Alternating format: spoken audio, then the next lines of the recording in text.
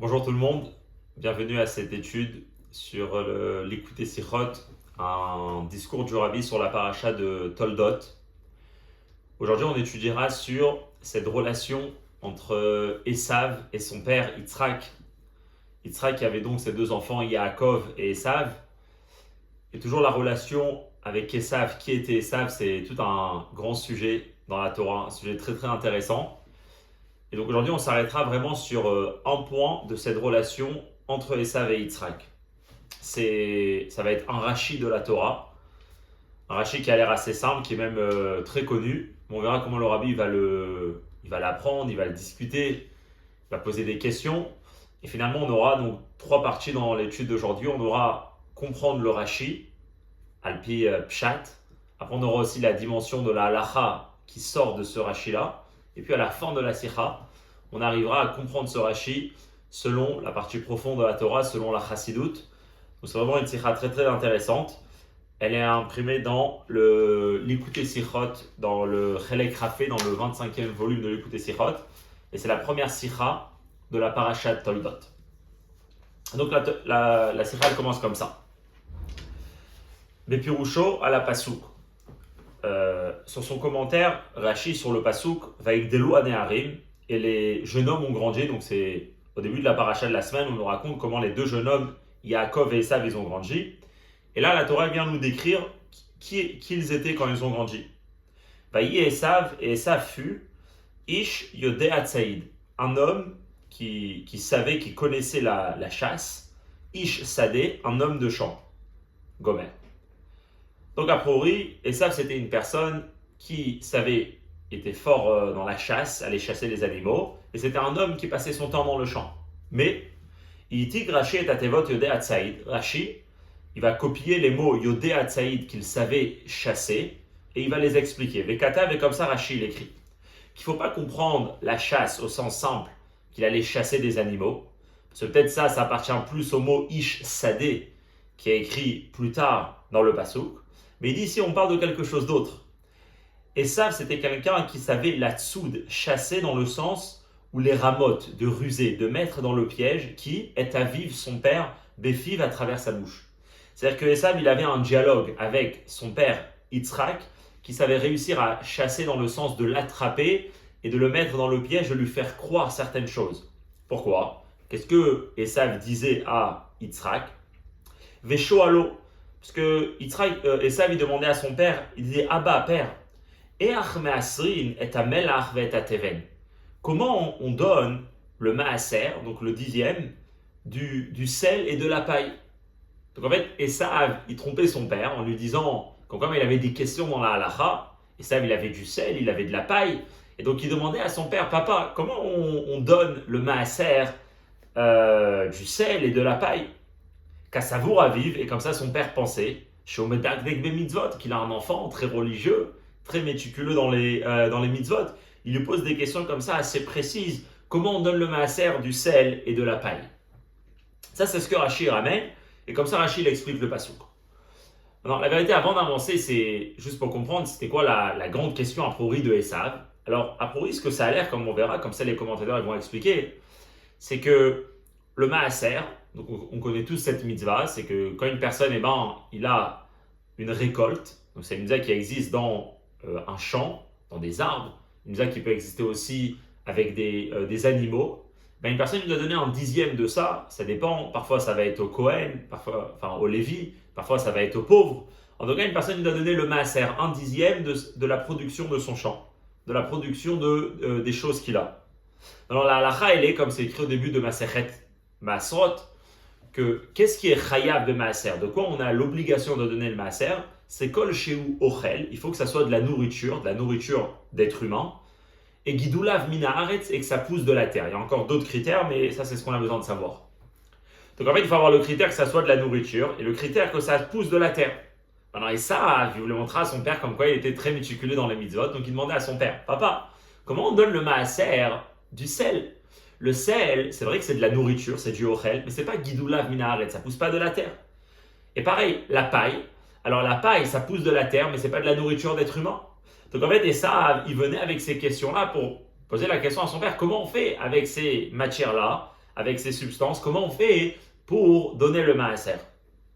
Et ça, c'est comment Esav réussissait à avoir, si on peut dire, l'approbation de son père sur son comportement, sur sa personne, qui il était, que c'était une bonne personne. Ou bien, ou avec Farshi, mais les commentateurs de Rashi expliquent. Comment ça se fait que Esav posait la question spécialement sur ces deux matières et pas sur autre chose, a priori pour montrer à son père qu'il donnait le maaser? C'est parce que, comme on vient de dire, Esav il était très vicieux. Ou les fiches minimes, elles ou pturim les gamre mina maaser. C'est parce que ces produits-là, ils sont complètement patours du maaser, af miderabanan, même d'après les chachamim.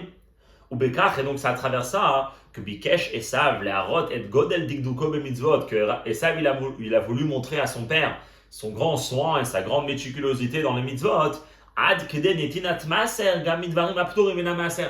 Jusqu'à que Esav, c'est quelqu'un qui donne du maaser, même des choses qu'Alpi Torah et Alpi Chachamim, on n'est pas tour de donner. Esav, il voulait montrer comment non, lui il fait attention, et lui c'est un grand médagdek des mitzvot, et il donne le maaser de ça. Mais là, bien sûr, le rabbi va poser une grande question qui est assez simple, et qui est la chose suivante. La pise est à moi, mais là on a une grande question sur qu'est-ce que Esav essayait de faire. Il voyait Esav mafrish bepoel maaser minamel arvateven. Si Esav, ce qu'il racontait à son père, c'est qu'il lui disait comme quoi il donnait le maaser de son sel et de sa paille. Alors, il y a Bekar Kedeleorot, al Digdoud Bemitzvot. Là, effectivement, on aurait pu voir une personne qui est Medagdek Bemitzvot. Parce qu'à priori, c'est des produits qu'une personne peut tout garder pour lui. Et pourtant, Esav, il disait à son père, papa, tu sais, je donne le maaser. Même de ça, regarde comment je suis Medagdek Bemitzvot. Mais c'est pas ça ce qui se passait ici. Ah, mais al Yedé Hashela, Each Mafrishin Mehem et Maaser. Quand Esav il pose la question à son père, comment on donne le maaser? Non seulement qu'il ne peut pas réussir à chasser Yitzhak dans le sens où il ne peut pas réussir à l'attraper et à lui faire croire que c'était un tzaddik, mais au contraire, elle a des rabbins. Chez Lazo, en posant la question, comment on donne le maaser du sel et de la paille, ça montre justement que Esav c'était un amaret, c'était un ignorant. Chez Noyodea, qui ne connaît pas les lois du maaser. En d'autres mots. Si quelqu'un il vient poser la question, si Esav il aurait dit à son père, tu sais, je donne le maaser même de ces choses-là. Alors là, c'est très beau. Esav il sait que ces choses-là, ils sont pas tours du maaser. Et il dit à son père, quand même, lui, il donne même de ça. Et quand Esav il vient, et selon le mot des Rachis, c'est quoi? C'est qu'il posait des questions à son père. Il lui disait, mais papa, comment on donne le maaser? Quand on dit comment on donne le maaser, c'est-à-dire qu'on est chayav de maaser, juste qu'il sait pas comment, donc il pose la question à son père, comment? Mais à ce moment-là, ça veut dire que lui, il pense qu'on doit lui donner du maaser. À ce moment-là, il montre que c'est un amaret. C'est comme l'exemple. Si demain quelqu'un il va dire, malgré que, un exemple, quelqu'un il a des chumrot qu'il veut faire et il veut dire que même si Shabbat on doit le faire que le 7e jour de la semaine, lui il veut le faire aussi mardi. On dit ok, c'est quelqu'un qui veut se travailler sur lui, est-ce qu'il y a une yann ou pas, c'est une autre question. Mais là on peut voir que c'est pas un amaretz. Mais c'est quelqu'un par contre il dit, comment on fait Shabbat mardi? Comment on fait Shabbat mardi? C'est-à-dire qu'il ne connaît même pas la base que Shabbat c'est que le 7e jour de la semaine. C'est la même chose ici. En disant comment on donne le maaser, c'est que tu acceptes qu'il y a l'obligation de donner le maaser. Et donc je pose la question, comment on le fait? Donc pour lui, cette question montrait plus sur l'ignorance de Esav plutôt que sur son digdou bemitzvot. C'est pas seulement que c'est une question comment Esav, il a pas réussi justement dans son coup. C'est même plus que ça. Vieter alken. Alors Esav gadal venitraner bebet Yitzhak shanim rabot mime kaktunto noa. Esav, il a grandi dans la maison de Yitzhak pendant beaucoup d'années, toute son enfance, même son adolescence. Et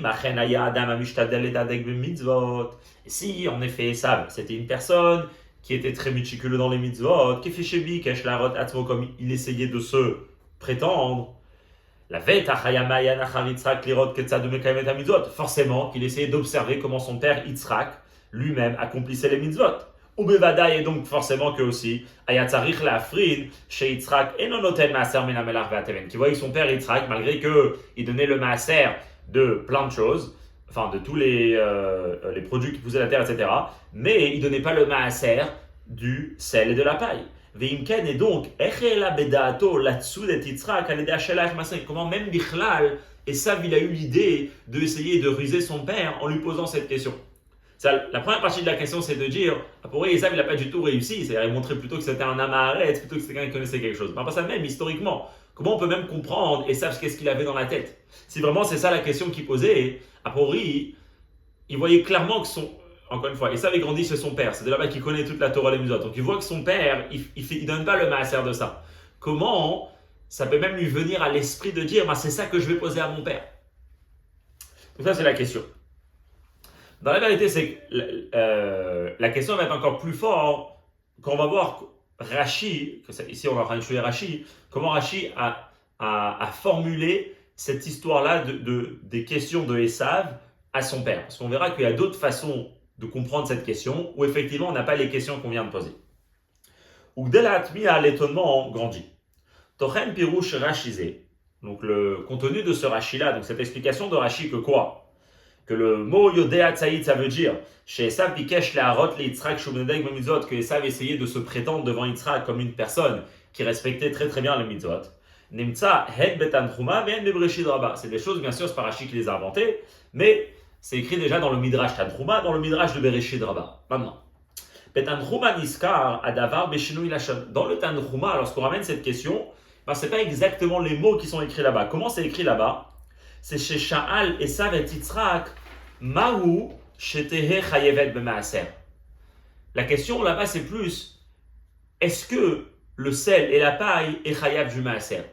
Dans la vérité, ça, c'est une belle explication. Ça voudrait dire comme ça. Quand tu demandes, est-ce qu'on est Chayav? On n'est pas Chayav pour le Maaser de tout? Non. Parce que Esav, il remarque que son père ne donne pas le Maaser. Esav, il sait que c'est pas tour du Maaser. Mais il vient quand même pour montrer, alors qu'est-ce qu'on fait avec ça? On est lui Chayav du Maaser, on n'est pas Chayav du Maaser. Là, ça peut montrer que ça, c'est pas du tout en ignorant et qui réalise ce qui se passe dans la maison de Yitzhak. Et là, on peut comprendre. Ok. Alors, Rashi n'a pas ramené ce Lachon.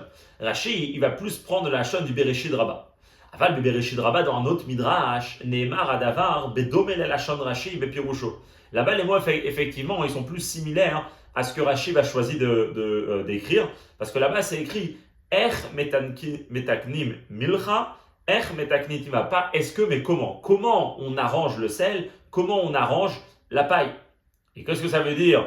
Comment on arrange? Bien sûr, dans le sens de donner le maaser. Et donc les commentateurs, donc ils ramènent en bas le Gouarier, le Marat de Prague, c'est à la derrière quoi d'autre, que eux, ils expliquent et ils disent que de la question, on voit clairement. Shelo, ayale, Esav kol safek bekar, shamelach vatemen mechavim maasot. Esav avait aucun doute que le sel et la paille, c'est lui quelque chose qu'on doit donner le maaser, c'est lui chayav et maasot. Veshelato aita, mais sa seule question était, comment on doit donner le maaser du sel et de la paille? Mais que c'est lui chayav, il était convaincu Esav. Alors Rashi, c'est intéressant. Rashi, Nakadavka Anusar. Rashi va choisir dans son commentaire spécialement la formulation de cette question, à Magdil, premièrement, qui va agrandir, et l'ignorance d'Esav, que Esav était convaincu, était sûr que le sel est 8 chayav et la paille sont 8 chayav de maaser. Bête, qui est aussi le deuxième point qu'on a soulevé, qui est problématique, qui est de dire, et le fait que Esav n'avait pas observé, n'avait pas remarqué, comme quoi son père Yitzhak ne donnait pas le maaser du sel et de la paille. Et donc ça, c'est la question qu'on va avoir. C'est un fameux Rashi que Esav lui demanda à son père comment on donne le maaser de la paille et du sel pour essayer d'acquérir la confiance et le regard positif envers lui de son père. Pourri, dans sa question, il montrait justement que c'était totalement un ignorant qui ne connaissait pas les halachot, et plus que ça, qui ne réalisait pas comment son père se comportait à la maison. Ok. Ve'od eno muvad, seif bet, il y a encore une autre question dans toute cette histoire. Indépendamment de ça, a priori dans la question, on ne voit pas du tout comment Esav se montrait comme un médaïdek bemitzvot. Plus que ça, alors quelle est la question de Esav selon Rashi? C'est comment on donne le maaser du sel et de la paille. Ok, donc toi tu penses que c'est chayav, ça, c'est problématique. Mais à part ça, c'est quoi ta question? Comment on donne le maaser? Mamakom bichlal ishela et achmasrim. C'est quoi bichlal cette question? Comment on donne le maaser? Akol yodim, tout le monde sait. Et pirusha apashut shel ateva maaser. Le sens simple du mot maaser, c'est quoi maaser? Chelek asiri. Un dixième, ça maaser, me'eser, 2/10. Et quand même, il a un produit, il a une matière, il a une récolte, il a des animaux, mais il donne le maaser, c'est-à-dire il donne un dixième.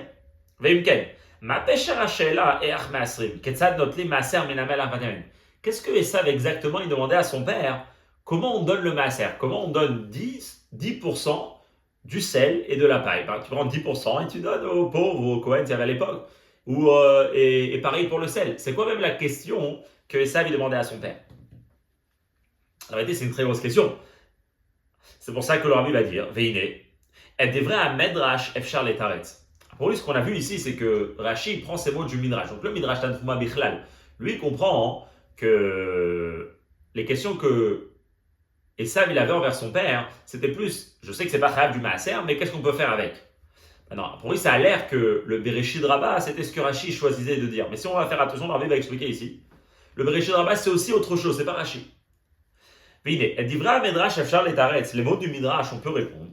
Chez Lazo, que cette question-là qu'on vient de poser maintenant, c'est quoi même cette question, comment on donne le Maaser? On prend un dixième.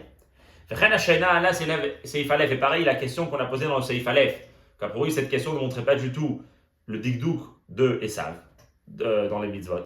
Ben, peut-être que Meyashav à Medrash, le Midrash va justement répondre, Bediouk Leshono, en précisant que quelle était la question de Esav? Metaknin milchat timna velo masrin.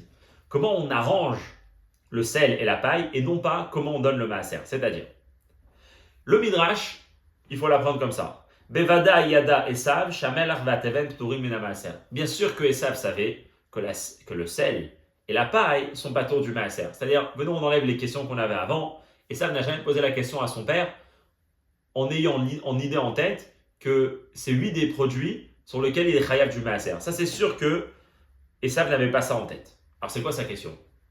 Archelato Aïta, mais sa question elle était metaknin, comment on arrange, comment on améliore, c'est-à-dire et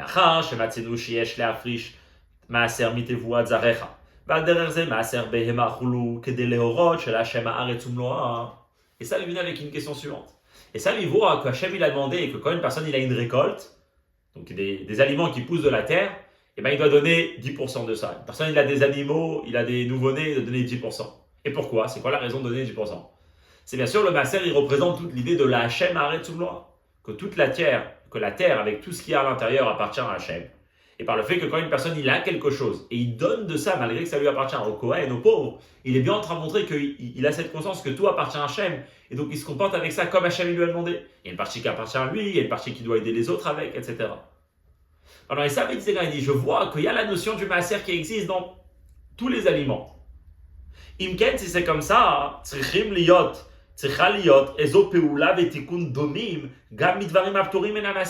Il doit forcément avoir aussi une autre action, une amélioration, un arrangement à faire, même dans les choses que la Torah a rendues patour du maaser. Les harot, pour que aussi dans ces choses-là, on montrera que ça vient d'Hachem. Ça, c'est vrai qu'il y a les règles de la Torah que la Torah a rendu patour du maaser, mais il y a l'idée qui est derrière le maaser. Et dans l'idée qui est derrière le maaser, elle doit être aussi vraie dans le sel aussi, ça appartient à Hachem. Donc même si la Torah l'a rendu pas tôt pour X raisons, bah peut-être que lui voulait montrer et dire non, ce que lui ça lui dérange, je veux savoir qu'est-ce que je dois faire avec pour essayer aussi dans ça de montrer que ça appartient à Hachem et donc de une partie que je dois donner. Et ça c'est justement la question de ça. Comment on arrange le sel et la paille? C'est qui sait qu'il n'y a pas la mitzvah du maaser dans ces choses-là, mais lui ce qu'il veut savoir c'est comment je peux ramener cette notion du maaser même dans des choses qui tombent autour du maaser pour montrer qu'eux aussi ils appartiennent à Hachem.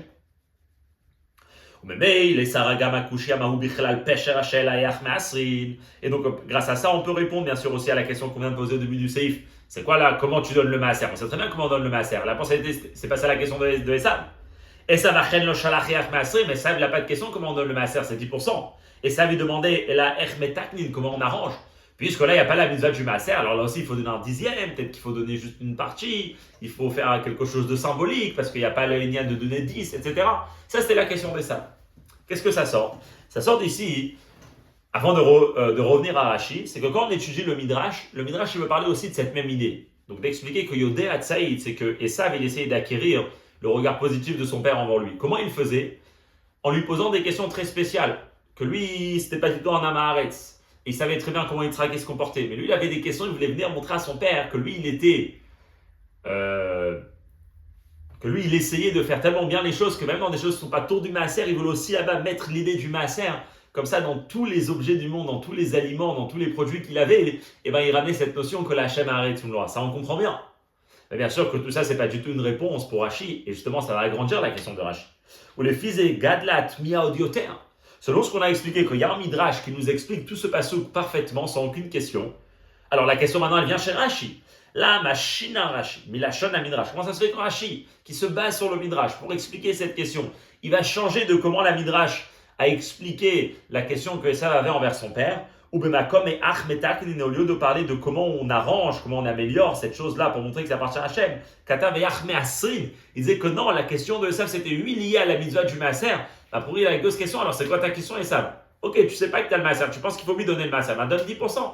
Quelle est même ta question que tu viens poser à ton père Yitzhak? Donc ça c'est comment étudier. Donc en résumé, on a un midrash qui nous explique comment Esav il posait ses questions à son père. Le midrash il est très compréhensible, très logique. Comment Esav il voulait montrer que lui il était intéressé de ramener la notion du maaser même dans des produits qui n'étaient pas trop du maaser. Mais on voit que Rashi, malgré qu'il est basé sur le midrash, il change et il écrit d'une certaine manière que ça soulève vraiment des grandes questions sur qu'est-ce que Esav pensait. Esav il a montré comment c'était un ignorant, il ne savait pas que c'était pas tour du maaser. Esav il a montré qu'il ne faisait pas attention que son père ne donnait pas le maaser. Et même il montrait qu'il avait une question de il ne sait pas comment donner un dixième de quelque chose. Et bien sûr, chaque mot dans Rashi il est précis et toutes ces questions vont nous pousser à nous dire, et c'est ce que l'Arbi va expliquer maintenant, que effectivement, toutes ces questions ils vont tomber et Rashi il a une façon d'étudier pour comprendre que c'était oui une question de maaser que Esav il posait à son père et pourtant ça ne montrait pas l'ignorance, au contraire ça montrait qu'il était très médactek ben mitzvot et il avait une question qui était très très précise et pointueuse. On y va dans ces guillemets. Yesh le Marabi au basé, on peut dire l'explication dans ça, donc dans Rashi. Kevar nidbaer kama pamim, alors Bidi on a déjà expliqué plusieurs fois, chez Rashi mefaresh pshuto shel mikra, comme il dit, lobati ela li pshuto shel mikra. Quand Rashi vient commenter la Torah, elle peut être commentée par 4 façons, 70 façons, ou bien comme le Harizal dit, par des millions de façons. Dans la Torah, elle a plein de façons comment la lire et la comprendre. Rashi, c'est quoi sa méthode dans son commentaire? C'est de donner une explication à la Torah selon le sens littéral de tous les mots qui sont écrits dans la Torah. Pour réussir à donner une lecture fluide, si on peut dire, avec uniquement ce qui est écrit dans la Torah. Pas se baser sur d'autres textes, des midrashim, des gemarot, etc., sur des Torah Shebaal Peh. Non. Vraiment essayer de donner une explication et donc une lecture, un apprentissage de la Torah uniquement avec ce qui est écrit dans la Torah. Afilou, et il va choisir cette méthode d'expliquer la Torah, kasher en adavar behetem lechelek halacha shebatorah. Même si sa façon d'expliquer la Torah soulèvera des questions par rapport à comment la Torah elle demande de se comporter dans la halacha. En d'autres mots, ici on a toute une question, donc a priori d'après le maaser, le sel et la paille, c'est pas tout. Alors Rashi va expliquer que ça, c'est ce que Yosef, que ça, c'est ce que la Torah est en train de parler quand elle dit Yodé Hatsaïd. Ok. Que Esav, il est en train de poser ses questions sur le sel et la paille. Toute notre question, elle vient, pour lui, le sel et la paille, c'est pas tour du maaser. Ok, ça c'est dans la halacha. Mais Rashi, on verra que lui, comment il a lu la Torah jusqu'à maintenant, il a trouvé qu'on parle d'un certain maaser qui est, lui, possible d'être appliqué dans du sel et dans de la paille. Et c'est selon ça que Esav va poser sa question. Et là, on va voir comment tout est précis dans les mots de Rashi. Derrière Zebelin Dinan pareil, dans notre cas, nous dans notre Rashi. Ashela et Achme Asrinet Amelach Vetatamen Pirouche Rashi. La question que Rashi rapporte, que Esav demandait à son père comment on donne le maaser, Lo Aitan Mitzvat Maaser Zraim Shelachare Matan Torah. Esav, Rashi ici n'est pas du tout en train d'expliquer l'histoire selon la mitzvah du maaser, comment elle existe après Matan Torah, et qu'à ce moment-là, effectivement, toutes les questions d'avant, ils sont légitime, et c'est d'ailleurs pourquoi le Midrash il va pas apprendre que ça, parce que le Midrash il va être basé sur la halakha, comme on verra. Le Midrash il va avoir sa façon d'expliquer, parce qu'on ne peut pas parler de maaser chez Esav, le sel et la paille sont pas tour du maaser. Mais Rashi il ne parle pas de ce maaser-là. Et là, al mitzvat maaser shenaga beota sha'a lefim pshuto shel mikra. Rashi il parle d'un maaser qui existait à cette époque, comme on le voit dans la lecture du pshat du pasuk. Parce qu'on va lire un passouk qui était chez Abraham, qui peut être effectivement selon la halakha différemment, mais comment Rashi l'a compris selon le pshat, il y a un certain maaser qui a existé et qui était aussi applicable dans l'histoire du sel et de la paille, et c'est selon ça, et c'est selon ce maaser-là que la question de Esav va être basée. Alors, on parle de maaser dans la Torah. Les L, plus haut, dans la parashat Lech Lecha, Mesoupa, on raconte la chose suivante. Après la victoire dans la guerre que les 4 rois ont menée contre les 5 rois, et qu'après ils ont pris en captivité Lot et tous les gens de Sodome et tout leur argent et et beaucoup de personnes, et ben Abraham il va aller faire la guerre avec eux, il va les réussir à les battre et à gagner et à revenir avec énormément de butin de là-bas, avec toutes les personnes qui ont été prises en captivité. Et là, la Torah nous raconte la chose suivante, que dans son chemin du retour avec tout ce que Abraham avait libéré et avait récupéré de là-bas, bah, Malki Tzedek Melech Shalem Gomer. Il y a un fameux Malki Tzedek, il y en a qui disent que c'était Shem, le fils de Noach, qui vient à la rencontre de Abraham. Et ce Malki Tzedek là, Vehu Kohen, c'était un Kohen. Alors un Kohen, comme c'était à l'époque, c'est un Kohen, c'est quelqu'un qui représente et qui va faire le service de Dieu aussi. À cette époque, c'était quelqu'un qui était là et qui servait Dieu, qui était respecté par le peuple.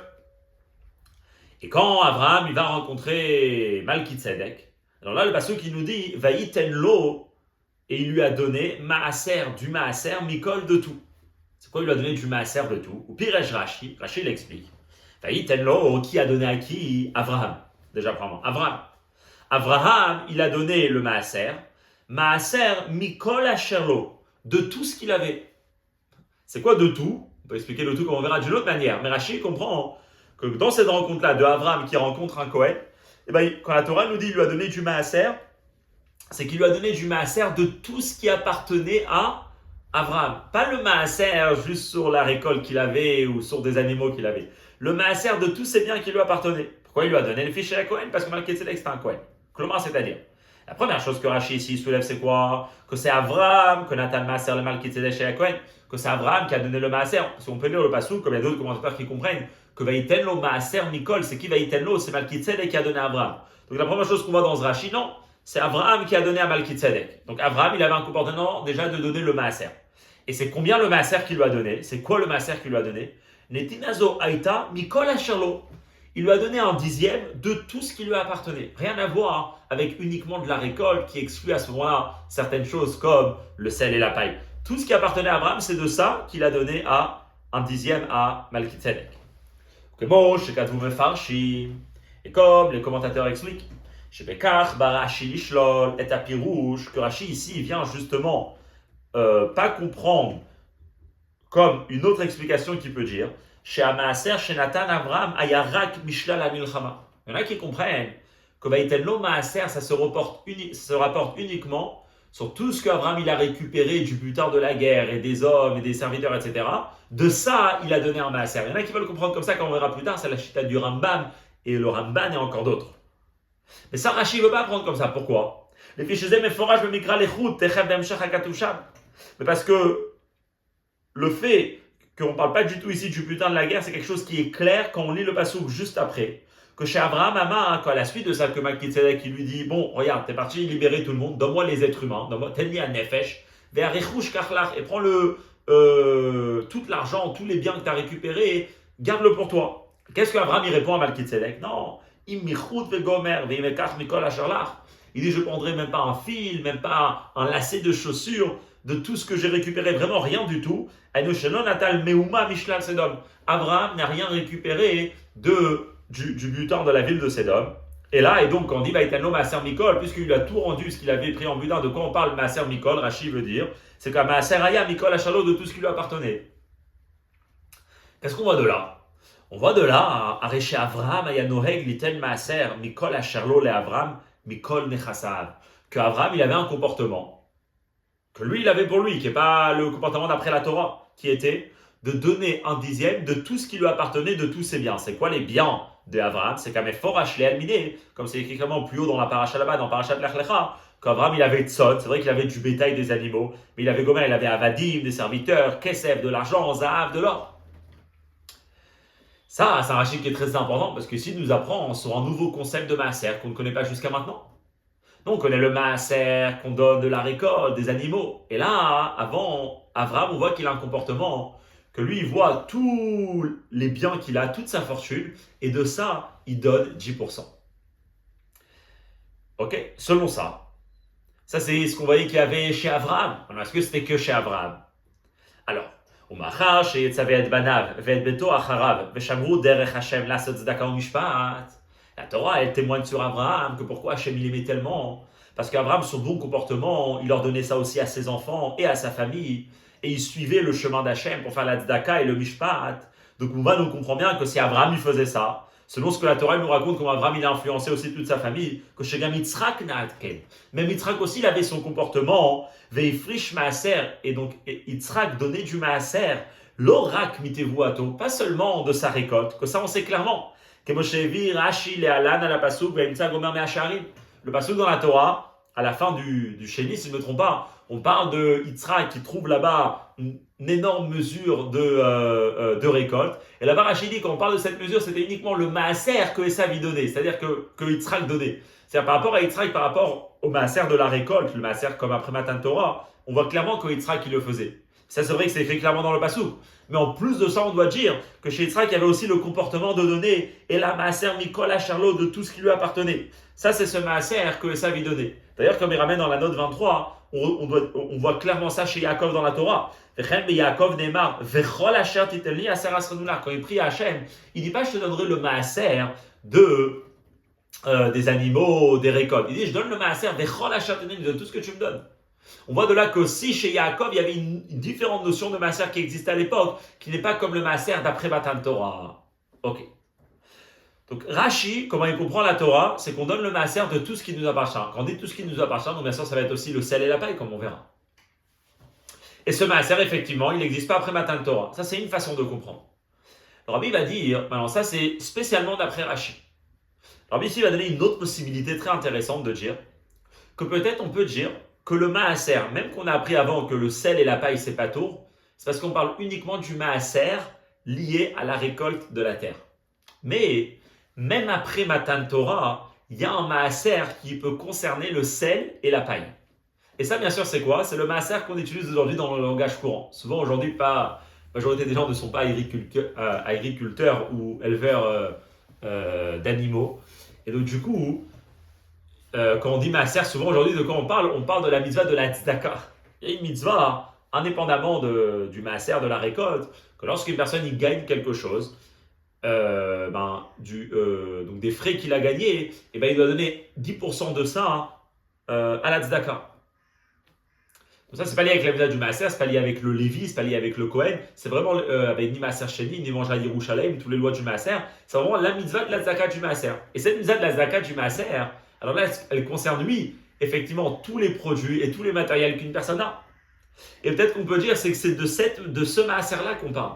C'est-à-dire, toute la raison pourquoi, au début dans le Seif Aleph, les commentateurs, ils ont une question sur Rashi et ils essayent d'expliquer qu'est-ce que c'est exactement ce Rashi-là. C'est parce qu'on parlait du maaser, le maaser qu'on parle par rapport à la terre. Et là, le maaser par rapport à la terre, le sel et la paille, ils sont exclus.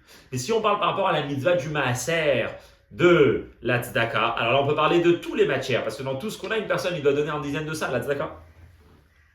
Et on peut dire plus que ça, on n'est pas obligé de limiter toute cette explication qu'on va donner dans Rashi uniquement à selon comment Rashi comprend la Torah. Kovaïtenlo maaser mikol, c'était une mitzvah de maaser qui existait et qui était pratiquée chez Abraham, Yitzhak et Yaakov d'une façon très spécifique qui n'existe pas après le nom de la Torah. Non, on peut dire sheken hu lefi kol ofane pirush Torah. On peut parler d'un maaser qui concerne la paille et le sel selon toutes les façons de comment comprendre la Torah. Pourquoi? Parce qu'Abraham qui aime et kol la Torah kula. Abraham, c'est écrit dans la Gemara, c'est rapporté dans Rashi, il a accomplissé toute la Torah. Et comme c'est rapporté là-bas, même les mitzvot des Rabbanan. Parce qu'il y a une marloquette par rapport au maaser qu'on donne aujourd'hui, le maaser de la tzedaka, est-ce que c'est une mitzvah des Rabbanan de la Torah? En tout cas, Abraham, il a accomplissé tous les mitzvot des Horaïta des Rabbanan. Ou bichlal ze donc mitzvah tzedaka. Al-Kolpan, c'est vrai qu'il a accomplissé la mitzvah de la zaka. Que la mitzvah de la zaka, c'est au moins donner un maaser, c'est peut-être mieux de donner un chomesh, un cinquième, mais au moins un dixième. Donc forcément que Abraham, il a accomplissé cette mitzvah. Et ça aussi, il a éduqué ses enfants et toute sa famille de se comporter. Donc il Yitzhak aussi donné le maaser en tant que mitzvah de tzedaka. Et même il savent aussi il voulait faire croire que c'est ça qu'il allait faire.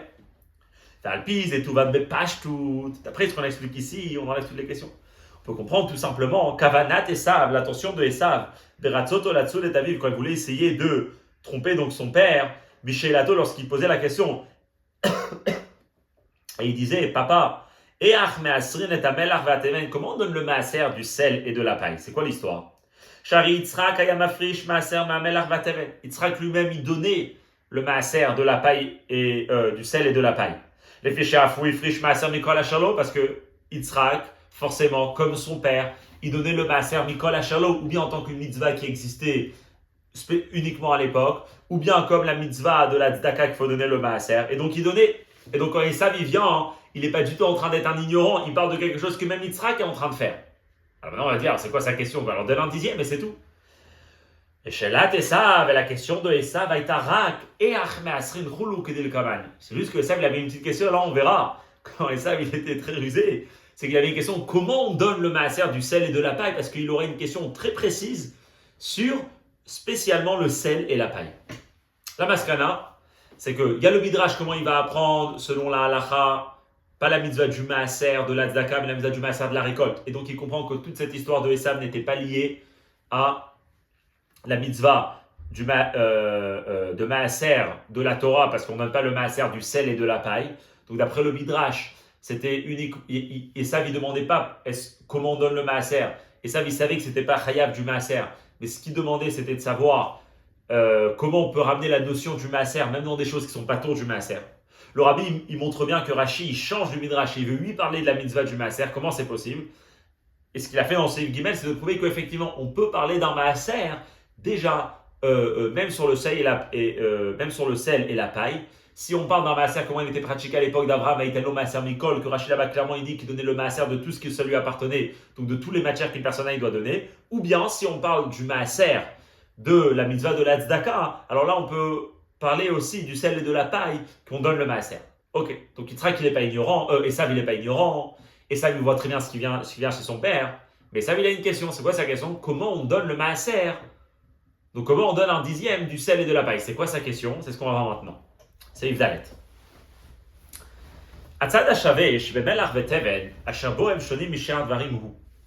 Il y a un point commun entre le sel et la paille, que ce point commun-là, c'est ce qui va distinguer donc, les produits de sel et paille de tous les autres matériels. Pourquoi? Le sel et la paille, c'est des choses qui en soi, leur propre valeur, ça vaut presque rien. Ça n'a pas d'importance. Combien c'est quelques grains de sel? C'est même pas possible de mesurer dans une certaine quantité d'argent. Combien c'est des morceaux de paille, les résidus de grains de blé, d'orge qu'une personne a perdu dans le champ? C'est rien du tout. Pourtant,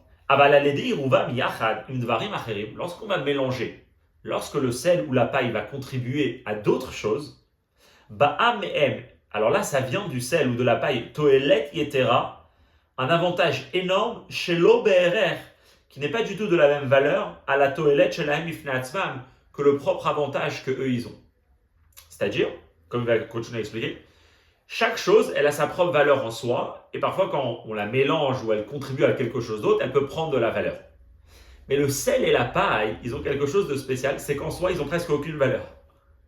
Et dès qu'on les mélange avec quelque chose, ils prennent une valeur bien plus forte. Je vais donner des exemples, avec un Erebemouchach comme on voit clairement. Chez Kamut, Ktana, Beyot, Hachel Melar, si on prend une toute petite quantité de sel, vraiment rien du tout, que la valeur de ce sel et l'importance que ça a en soi, ça n'a rien du tout. Presque on ne peut même pas mesurer avec combien ça vaut. Mais pourtant, quand on va mettre ces petites grains de sel dans un repas, ça va donner un goût dans le plat, dans le repas qu'on va manger.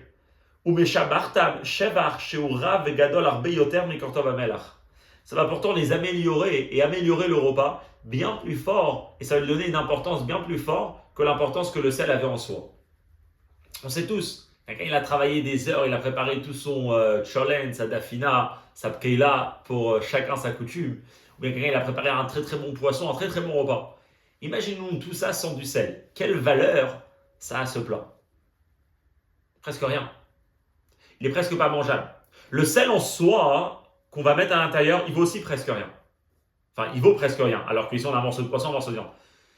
On va mettre du sel, un peu de sel, et là le plat, ça va être totalement un autre repas. Donc on voit que le sel, en soi, il n'a aucune valeur, mais quand il contribue à quelque chose, il donne une valeur qui est vraiment énorme. Venzo Safata Milvad. Et comme on sait, c'est pas juste que ça rajoute un goût, que s'il n'y avait pas le goût du sel, et ben le plat il serait quand même un bon plat. Non.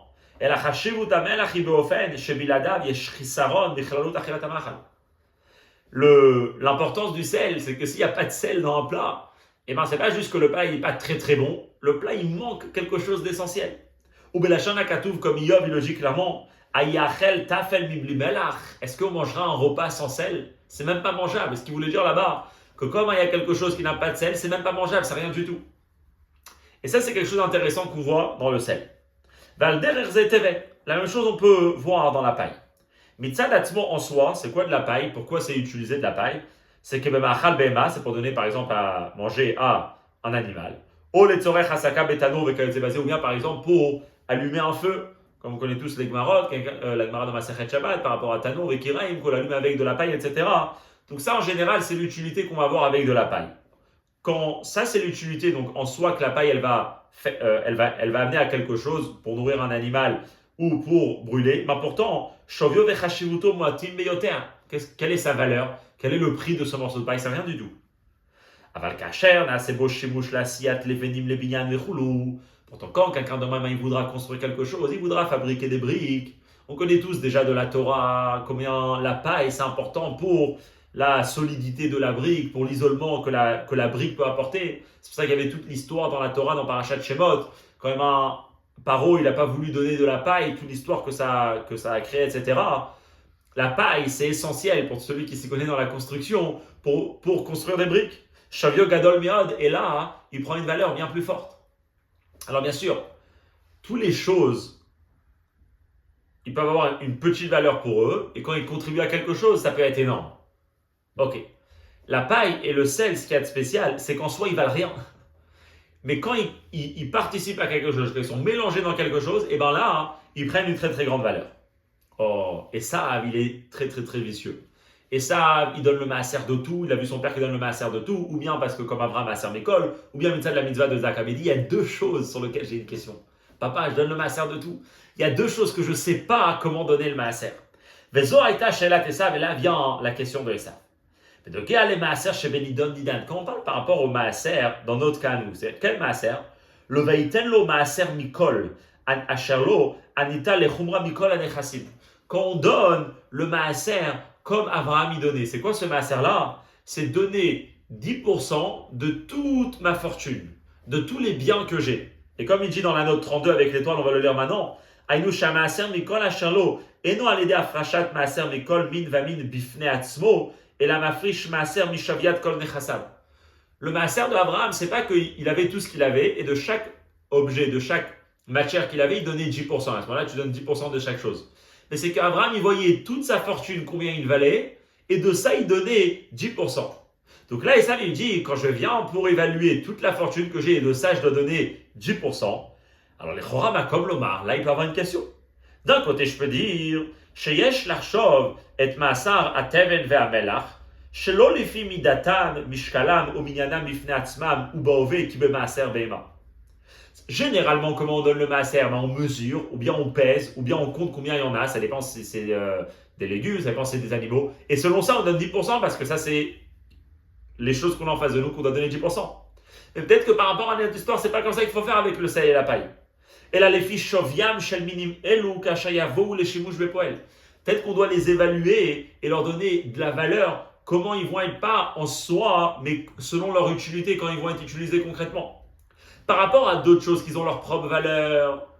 Alors là, c'est vrai que quand on les mélange, ils prennent plus, mais puisqu'ils ont déjà en soi une propre valeur, une propre utilité, alors c'est comme ça qu'on va les évaluer. Mais quand ça arrive au salé, à la paille, qu'en soi, c'est rien du tout. Et c'est juste quand on les utilise, que là, ils prennent une valeur. Alors peut-être que là, la logique, elle va dire que peut-être, on ne va pas prendre 10% de quantité de sel ou de paille et ça donner en tant que maaser. Peut-être qu'on devra lui donner selon sa valeur, mais pas sa valeur d'aujourd'hui, sa valeur de quand il va être utilisé, que bien sûr, ça va un peu plus. Si je veux acheter juste quelques grains de sel, peut-être ça va me coûter 2 centimes. Mais si je dois acheter du sel pour un repas, peut-être ça va coûter 50 centimes. Chacun combien il vient mesurer. Alors, c'est pas beaucoup, mais ça, il est très méticulé dans les mitzvot. Et donc, se pose la question dans le sel et la paille. Comment on doit mesurer leur valeur? Est-ce que combien le sel et la paille en soi, combien ils valent? Et là vraiment c'est très très peu. Ou les fiches, ou bien selon leur valeur, lorsqu'on va les utiliser, comme un mélange, Vedavar avec quelque chose qui donne du goût ou de la solidité dans la paille, dans la chose qu'on est en train de faire. Et ça c'est la question de Esav. Ok. Qu'est-ce que ça sort d'ici? Qu'on a répondu à toutes les questions. Et ça, il était très, très, très intelligent. Il voulait dire à son père, papa, je donne le maaser de tout ce que j'ai. J'essaye d'évaluer toute ma fortune, mais j'arrive à deux choses dans lesquelles je ne sais pas comment les évaluer. Est-ce que je leur donne leur valeur en soi, ou je leur donne leur valeur comme en tant qu'utilité dans les choses quand on va les utiliser? Et là, ils prennent un peu plus de valeur. Papa, réponds-moi pour savoir combien je dois donner de maaser, du sel et de la paille. Ça, c'est l'explication. Le rabbi dit selon ça, et c'est très beau, il va dire, Valpise, maintenant on comprend, Yumtak diuk lashon Rashi, kasavur aviv, sheu medakdek bemitzvot. Hainu, sheu mekayem et mitzvot ketikunan, bedigduk, achi gadol, becheshbon, bekayitse bazé. Maintenant, on pourra bien comprendre. Rashi, il dit, qu'est-ce que Esav voulait faire croire à son père? Il voulait lui montrer comment lui, il était medakdek. C'est-à-dire comment il était méticuleux, comment il faisait vraiment attention à chaque détail, jusqu'au plus petit des détails, et ça, il faisait attention. Selon la question comment on vient d'expliquer la question, on comprend très bien. Et ça, il y avait une question qui était extrêmement précise, même presque très dure à répondre. Comment tu évalues jusqu'au détail près, au mini-centime possible, si on peut dire, combien ça vaut du sel et combien ça vaut de la paille? Après les autres explications, d'après les autres explications dans la question de Esav, que Esav, chez Esav, Bikesh, Latsoul et Aviv, elle disait, chez Raou, Shumafrish, Maaser, Gamid, Varim, Shena, Mechuyavim, Maaser. Que Esav, ce qu'il essayait de montrer à son père, c'est qu'il donnait du maaser, même de choses qui n'étaient pas chayav de maaser. Ayamatim yoter alashon, là le mot qui convient plus à un comportement pareil, c'est plus machmir be mitzvot, mehader be mitzvot, de quand il s'est basé. C'est qu'il y a une mitzvah qu'on n'est pas chayav, et pourtant tu le fais, ça s'appelle que tu t'embellis la mitzvah, tu es mehader dans les mitzvot. Mais ici, Esav, c'est pas forcément qu'il était, le mot exact, c'est pas machmir, c'est medakdek, selon l'explication du rabbi. Comment le rabbi a expliqué Rashi. Parce que ce que lui veut savoir, c'est qu'il est en train de faire ce qu'il doit faire. Il doit donner le maaser. C'est juste qu'il va être medakdek exactement pour savoir combien il doit donner. Il va être méticuleux pour savoir est-ce que c'est tant d'argent ou un peu plus, parce que c'est selon l'utilité qu'on va l'utiliser. Et bien sûr, on va dire très bien, et ça, il n'a pas vu. Alors il dit dans l'autre 35, ou basé en la akshot à chercher l'azo moré chez nos medakdek be mitzvot, qui a l'olida banagansa. Maintenant, il ne faut pas dire, comme on a posé dans le Seif Aleph, mais il avait qu'à regarder son père. Parce que Kimouvan chez Cheshbon à Maaser et Nodavar Galouy, on s'imagine bien que le compte et donc du Cheshbon, du Maaser, c'est pas quelque chose qui est clair parce qu'on parle ici vraiment d'une différence très très petite et qui va dépendre à chaque fois de toute la fortune d'une personne. Que ça, et ça, il ne peut pas savoir. Il peut savoir que son père, il s'interroge sur chaque objet qu'il a pour savoir combien donner le Maaser, mais il ne peut pas savoir combien concrètement son père il a donné. Jusqu'à là, c'est la Sikha. Donc finalement, qu'est-ce qu'on a appris ici? On a appris qu'il y a deux façons de comprendre Yodé Hatzaïd. Il y a selon le Midrash et il y a selon Rashi. Selon le Midrash, et ça lui voulait faire croire à son père comment c'était quelqu'un qui était méadère dans les mitzvot, c'est-à-dire c'était que même comme on n'est pas chayav du maaser, quand même il le donnait. Par contre, d'après Rashi, comment il a été précis, il voulait parler d'un maaser spécifique qui existait à l'époque de Abraham, comme ça il accomplissait la mitzvah du maaser. Et qu'Esav, il suivait justement ce comportement-là. Et sur ça, il voulait montrer à son père comment il était medakdek be mitzvot. Et donc, il posait des questions très très précises sur combien il faut donner de ce sel et de la paille, selon comment il a expliqué ici, que le sel et la paille, ils ont cette distinction assez spécifique qui est qu'en soi, ils ne valent pas grand-chose. Et quand on les mélange, c'est là où ils prennent un peu plus de valeur, même beaucoup plus de valeur. Donc, du coup, comment on évalue leur valeur? Ok.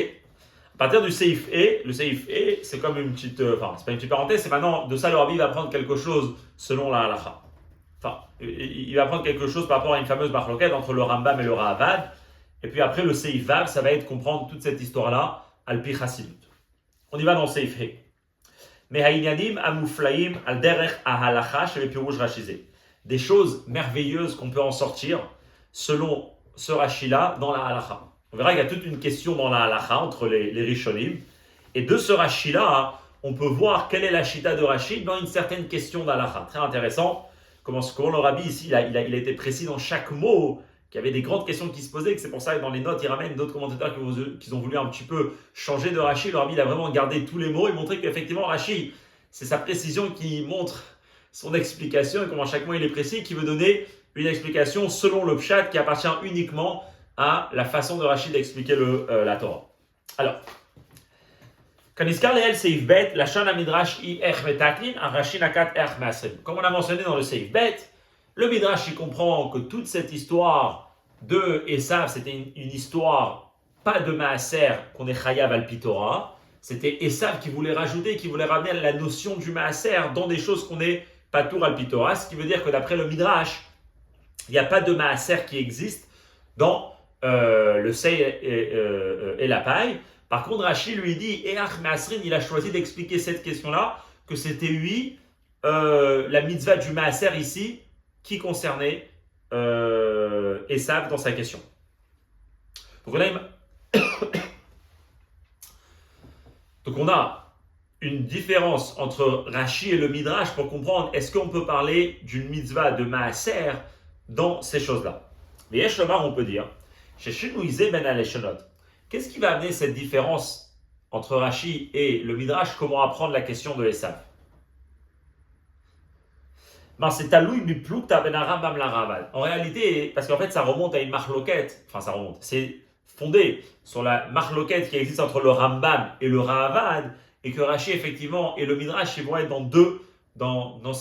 ils vont avoir une opinion dans cette marloquette-là. De quoi on parle?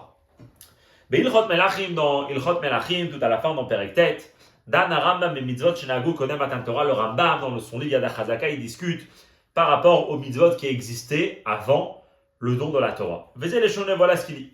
Al-Shish Adarim Nistavad Amarishon, il y a 6 mitzvot Kodem Amarishon, il a été ordonné. Après, il y a celle à Noach, c'est ce qu'on connaît les 7 mitzvot de Noach. En plus de ça, le Rambam continue et dit, Avraham et Nistavachulu. Avraham, et lui, il a été ordonné sur la Brit Mila, donc c'est une que lui pratiquait en plus des Shalom Zamnen noirs. Vehu, il palait Shacharit, en plus de ça, Avraham, il faisait la tefila de Shacharit. Ve Yitzhak, et Yitzhak, Ifrish Maaser, c'est lui le premier qui a prélevé le Maaser. Bien sûr, d'où on sait que Yitzhak, il a prélevé le Maaser. C'est du pasouk de la paracha, on parle de Vaïnsa Meachari, mais comme Rachid l'a commenté, on parle d'un Maaser là-bas. Donc après le Rambam, c'est qui le premier qui a donné le Maaser? C'est Yitzhak. Comme on voit que c'est écrit clairement Vaïnsa Meachari.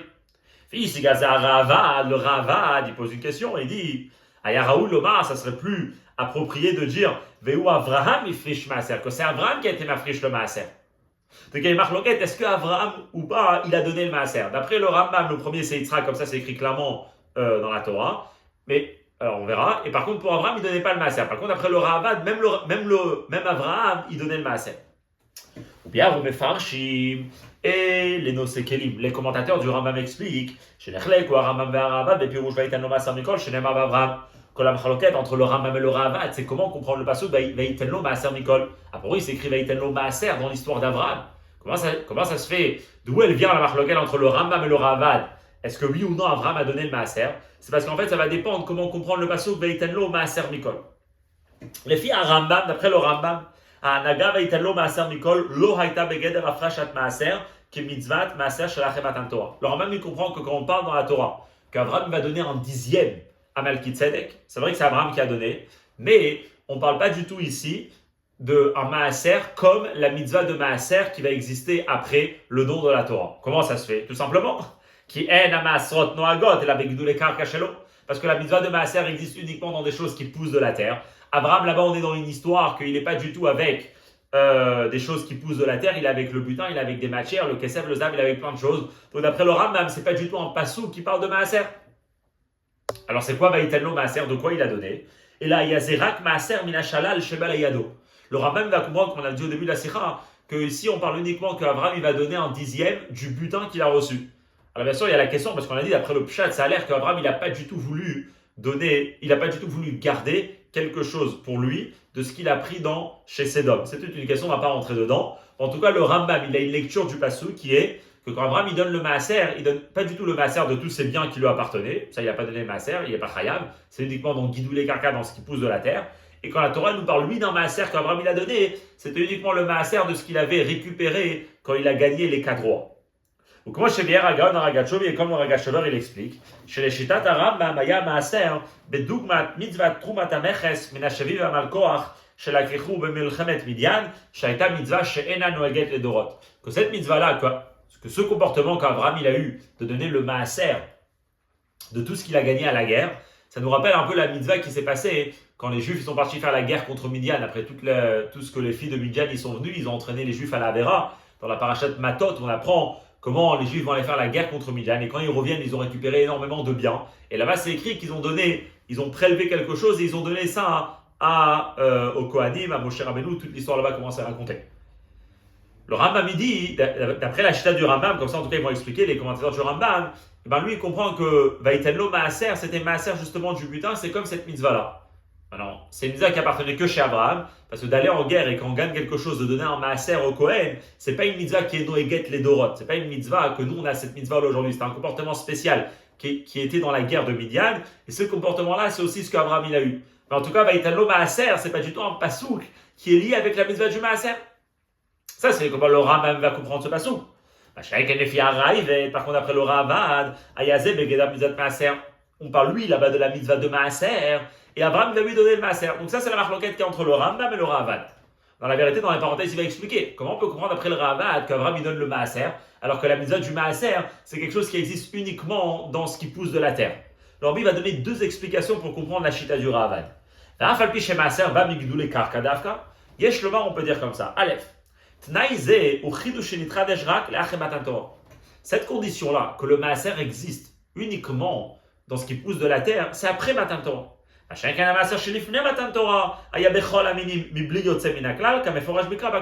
Par contre, la mitzvah du Maaser, la même mitzvah, c'est important, la même mitzvah du Maaser, comment elle existe après Matan Torah, comment elle existe avant Matan Torah, c'est qu'on devait donner le Maaser pas seulement de ce qui pousse de la terre, mais vraiment de tout, comme c'est écrit dans le passage, Vaïtenlo Maaser Mikol. Donc le Ravad, il comprend que le fait qu'après Matan Torah, c'est uniquement dans Gidoulé Karka, ça n'enlève pas de dire qu'on peut déjà associer la mitzvah du Maaser à Abraham, malgré que là-bas on ne parle pas du Maaser seulement de la terre, comme on voit par rapport à Yitzhak qu'il a donné de ce qui pousse de la terre, mais parce qu'on peut dire qu'avant Matan Torah, la même mitzvah du Maaser d'après Matan Torah, elle existait dans tous les objets et dans toutes les matières qu'une personne avait. Ah lui, si c'est dans tous les objets, alors c'est pas la même mitzvah, il dit non.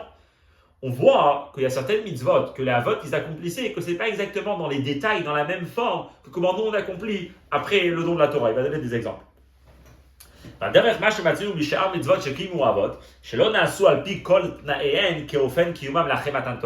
Comme on voit par rapport à certaines mitzvot que les avot accomplissaient, qu'ils faisaient les mitzvot, mais si on fait attention, ce n'était pas exactement dans les mêmes détails comment on l'accomplit après le don de la Torah. Un exemple qu'il va donner, c'est quoi? Ou que mo yiboum les Matan Torah. She'itkayem al yedei ha'ach, ou ha'av, ou ha'karov ina mishpacha. Elle a fait une mitzvah de hiboum.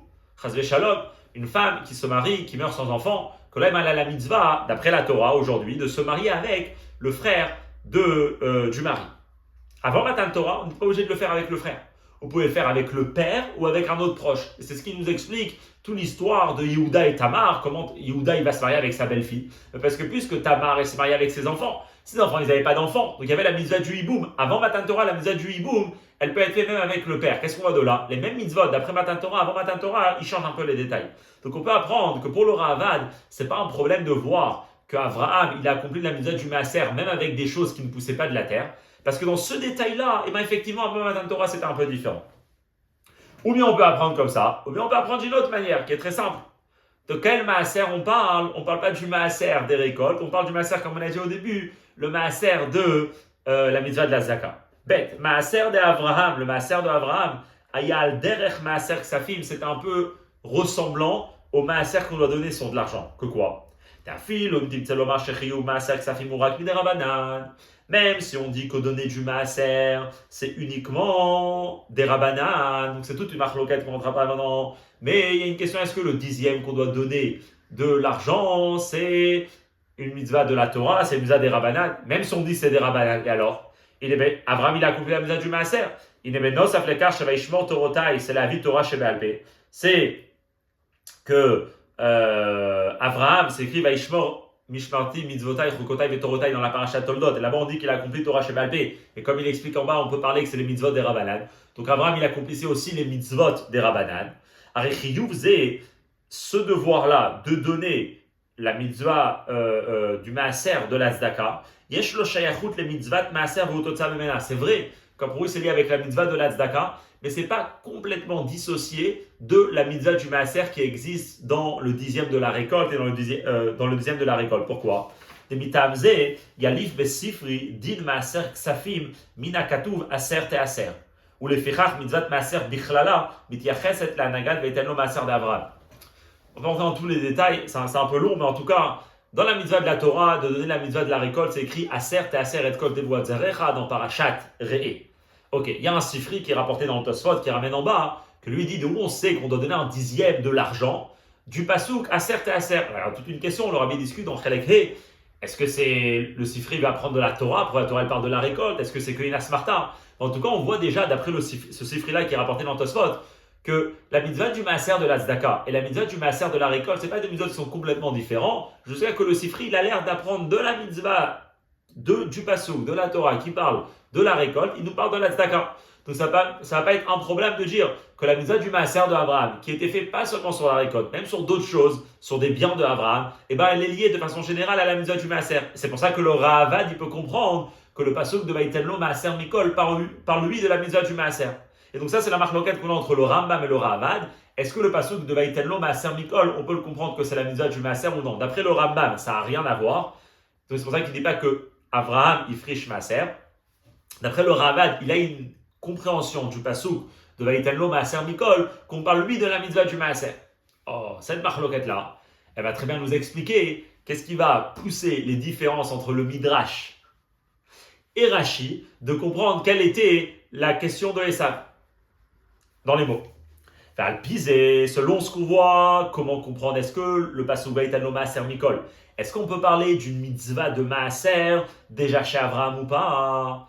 Et une mitzvah donc du maaser qui est liée aussi avec d'autres choses, pas seulement la récolte. Et on peut dire Shachil ou Ben Perush Midrash Ferush Rashi, que la différence entre comment le Midrash va commenter la question de Esav et comment Rashi va commenter la question de Esav, c'est Taloui Bipluk Ta'anal, ça dépend de cette marloquette-là. C'est-à-dire, les da'at ha-medrash, d'après le Midrash, Anaga Vaïtenlo maaser mikol, le comportement de Avraham de Vaïtenlo maaser mikol, lo haïta begedar mitzvat maaser, n'est pas du tout lié à la mitzvah de maaser. Et puisqu'elle n'est pas du tout liée, à la mitzvah de maaser, donc on ne voit pas un maaser lié avec des objets ou avec des matières autres que de la récolte. Dans la mitzvah de maaser elle-même, ou bachash mitzvah de maaser ena la migdou le karka, la mitzvah du maaser lui-même c'est uniquement dans ce qui pousse de la terre. Il ne peut pas poser la question comment on donne le maaser du sel. Parce que le sel, il n'y a pas de mitzvah de maaser du pasuk de Vaïtenlo maaser mikol. La mitzvah du maaser, c'est lié qu'avec ce qui pousse de la terre. Le sel, ça ne pousse pas de la terre. La paille que ça pousse, mais c'est pas à manger. Du coup, on ne peut pas parler de maaser dans la question de l'Esav. C'est pour ça que le Midrash, il apprend que c'était quoi la question de Esav? C'était plus comment on arrange, comment on ramène la notion du maaser, même dans des choses qui ne sont pas autour du maaser.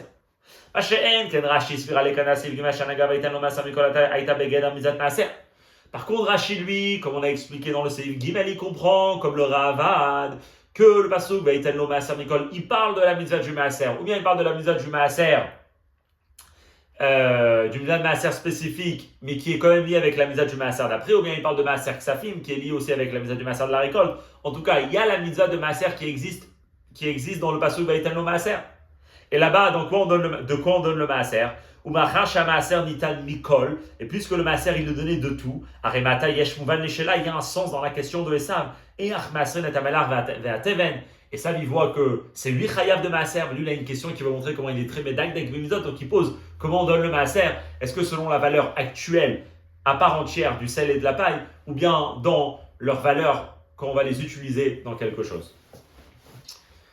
Ça, c'est le Seifé. Donc le Seifé, il a relié la marloquette, la marloquette entre le Rambam et le Ravad dans la compréhension du comportement de Abraham. Est-ce que c'est lié avec la mitzvah du maaser?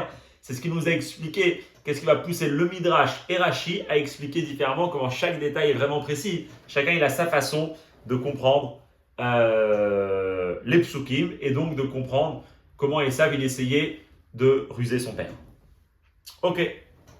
À partir du Seif Zayin, c'est toute une autre partie de la Sikha, que la vérité, c'est un cours en soi, parce que c'est... c'est toute une longue idée sur dans le sens profond quelle était la relation entre Esav et Yaakov. Mais on va essayer de la lire et de donner juste, en tout cas de donner une très belle idée qui sort d'ici. Alors il dit Umiyena shel Torah shebepirush Rashizé. Quel est le vent de la Torah qu'on peut trouver dans ce Rashi? On a compris le pshat de Rashi, comment le Rabbi l'a expliqué. Ça, c'est de Seif Aleph à Seif Dalet. On a compris comment Rashi comprend, comment Rashi va, Alpi Alacha, comment ce Rashi il est Alpi Alacha, de comprendre est-ce que Vaïtelno Maaser, c'est lié à la mitzvah du Maaser. Alors, dans Seivav, on va voir le vent. Le vent, c'est quoi? C'est le sens profond, la chassidoute, qui existe dans tout ce Rashi-là. Pourquoi? On peut rester avec une question, comme on dit, le sujet il n'est pas totalement clair. Lama sha'al Esav benoge alishne dvarim elu davka melach veteven. On peut se poser une question comme ça, qui est, on a bien compris la question de Esav, mais pourquoi Esav il a choisi ça? Pourquoi Esav il a choisi de ruser son père spécialement avec la mitzvah, avec le sel et la paille? On peut se poser la question pourquoi il a choisi de ruser son père avec la mitzvah de Maaser. Alors, comme il ramène en bas, il y a deux explications par rapport à ça. Il y en a qui disent que pourquoi Esav il choisissait Davka avec cette mitzvah. Parce que puisqu'on voit qu'Abraham il donnait du Maaser, c'est ce que c'est écrit clairement sur Abraham. Donc ça a l'air que la mitzvah du Maaser, c'est pas comme les autres mitzvot qu'Abraham et Yitzhak ils accomplissaient. C'était une mitzvah qui était liée à la famille, c'était lié avec le grand-père. Abraham il était spécialement investi dans cette mitzvah. Donc Esav, qui voulait encore plus recevoir ce regard de son père, il posait des questions sur cette mitzvah-là du Maaser. Il y en a d'autres qui comprennent, comme il ramène dans la note 50, que c'était un exemple, il posait sur d'autres questions. En tout cas, ça a l'air, d'après différentes opinions, qu'il posait spécialement le Maaser, parce que ça, c'était la mitzvah qu'Abraham, vous voyez clairement qu'il était investi dedans. Et après, on peut poser une autre question. Pourquoi il s'intéresse spécialement à ces deux matières de sel et paille? Alors, d'après ce qu'on a expliqué, on l'a dit, parce que c'est là-bas qu'il avait la question. Dans les autres, il sait comment donner le Maaser, mais c'est là où il y a une question qui se lève. C'est vrai, mais d'un autre côté, c'est pas que ça. C'est sûr qu'il existe encore d'autres matières, d'autres produits qui ont aussi ce caractère-là. Que quoi? Qu'en soi, ils n'ont presque pas de valeur, mais chez Kacher Embaim, les Shimush Betarovet et Minimachim, quand on les utilise dans la composition avec d'autres choses, d'autres matières, et ben Azayem Nasim Ale Chashivut, là ils prennent plus d'importance, bien plus d'importance. Les fiers et Chashivutam par rapport à la propre valeur qu'ils avaient. Comme il dit en bas, par exemple, on peut parler de tous les épices. Une épice, comme il dit dans Kemo Tavlin, Ve'od, Afshesh Lomar, Shenichlalu Bemelach. Mais c'est sûr qu'il y a encore d'autres choses. Par exemple, les épices, c'est des choses, n'importe quelle épice, qu'en soi, ça n'a presque pas de valeur, mais l'impact que ça va avoir sur le repas, il est vraiment bien plus fort que la valeur en soi que lui il portait, même qu'en soi, ça n'a presque pas de valeur. Ou bien il peut dire, on peut encore trouver d'autres matières avec Baruch Hashem, tout le monde Gachem et la cri, on peut trouver des choses pareilles. Pourquoi Esav, il s'intéresse que à Melach et Teven? On a compris comment c'est la question qu'il y a dans Melach et Teven, mais là on veut comprendre pourquoi spécialement Melach et Teven.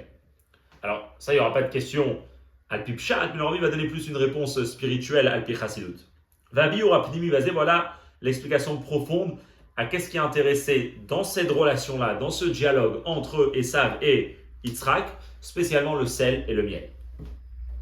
Et il va dire comme ça, Rabbeinu Hazaken, Mak Shebe Torah, or, l'Admour Hazaken, il pose la fameuse question dans le Torah. Achar sheyada Yitzhak, she'en shem shamayim shagu befi shel Esav. C'est important que quand Yitzhak il va vouloir bénir Esav, et c'est Yaakov finalement qui va réussir lui à venir et à récupérer les brachot. Et quand là-bas, dans leur discussion, et ça, Yitzhak il dit à son fils Yaakov, et comment t'es venu tellement vite? Il dit à Hachem qui va ramener très vite l'animal, et comme ça je suis venu. Et ça, là, Yitzhak il a commencé à se douter, parce qu'il dit En Shem Shamayim Shagu Befiv, le nom de Dieu n'est pas courant dans la bouche de mon fils. Il ne parle pas souvent de c'est Dieu qui m'a fait ça.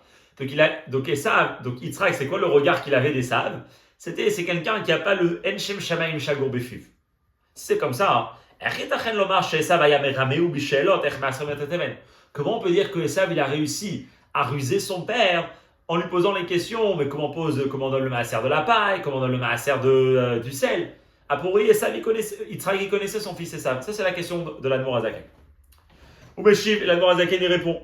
Comment il faut comprendre Esav? C'est qu'il y a Esav dans sa dimension concrète, et là elle est très très très très très basse, c'est très très inférieure. et il y a Esav dans ce qu'il est dans sa source spirituellement. Ou Meshiv, comme ça il dit l'Admorazaken.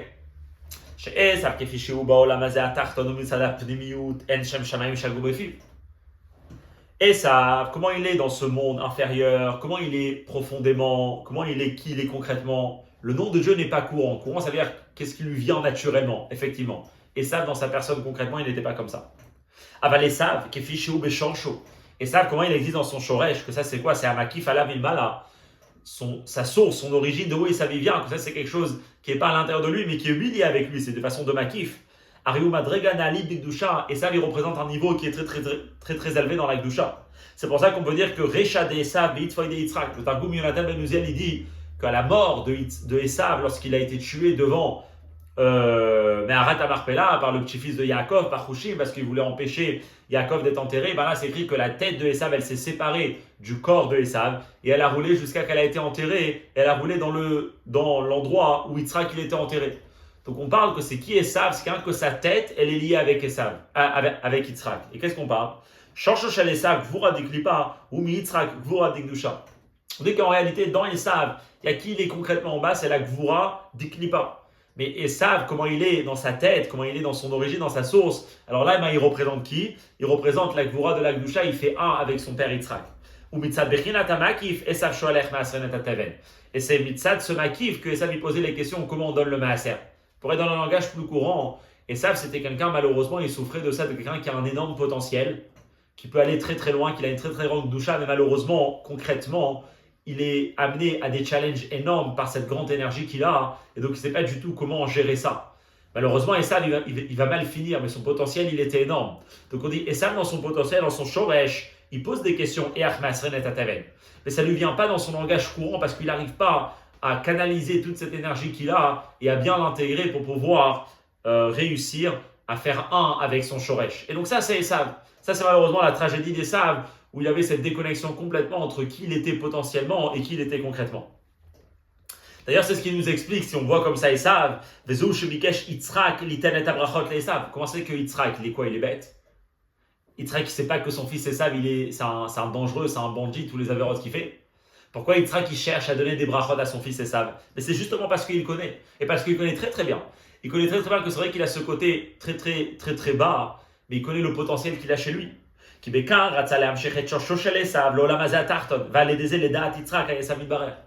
Parce que Esav, Yitzhak, qu'est-ce qu'il a un but? Il dit, viens, j'essaye de relier ce potentiel-là que Esav il a à sa source avec qui il est concrètement. Viens, j'essaye de lui permettre de lui donner les kelim, les outils et les moyens de pouvoir réussir à intégrer cette énergie énorme qu'il a, ce potentiel énorme qu'il a avec la personne et le corps qui lui a été donné. Alors bien sûr, il explique dans la-bas que finalement, ce n'était pas le rôle de Yitzhak, c'était le rôle de Yaakov. C'est pour ça que c'est Yaakov qui est venu prendre les brachot et ainsi de suite. En tout cas, qu'est-ce qu'on voit de là-bas? On voit de là-bas comment il faut voir Esav? Il faut voir Esav que quand il pose ces questions-là, il est en train de montrer quelque part qui il veut être. C'est pas courant chez lui le nom de Dieu parce qu'il n'arrive pas. Mais dans ces questions, on montre le bon Esav, on montre le Esav idéal, le Esav qui réussit à avoir une relation avec son père, qu'il y a eu du bien qui sort de lui. Si ça c'est cette question-là que lui il est en train de poser, on peut voir pourquoi dans sa question il va parler justement de la paille et du sel. Parce que la paille et du sel, ça montre justement le travail de Esav, comme il va expliquer. Ça montre ce Esav qui est très bas, mais qui essaye de se transformer et qui essaye de montrer à Yitzhak qu'en réalité c'est une bonne personne. Encore une fois, il ne va pas réussir, c'est malheureusement la tragédie de Esav. Mais dans ces questions-là, il exprimait qui pouvait être potentiellement. Et donc, c'est qui peut être potentiellement? Ça va être quelqu'un qui peut donner du maaser, donc être attaché à Hachem, à travers le sel et la paille. Comme il a expliqué, le sel et la paille, ça montre des choses qui appartiennent peut-être parfois à des choses du mal. Et en tout cas, la paille, le sel, ça a la force de la transformation. Et donc, c'est ça qui va être exprimé dans la question de Esav.